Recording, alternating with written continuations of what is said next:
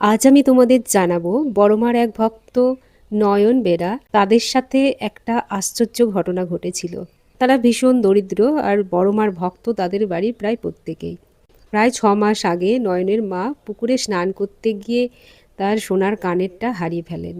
পরের দিন ডুবুরিদের ডেকে তাদের মাধ্যমে সেই কানেরটা খুঁজে উদ্ধার করেন।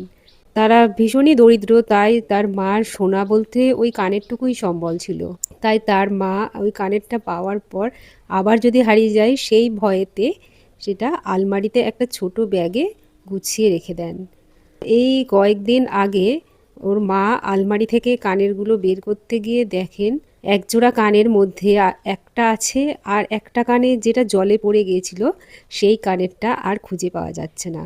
চারিদিকে ভালো করে খোঁজার পর না পাওয়া যাওয়ায় ওর মার মন ভীষণ ভেঙে যায়।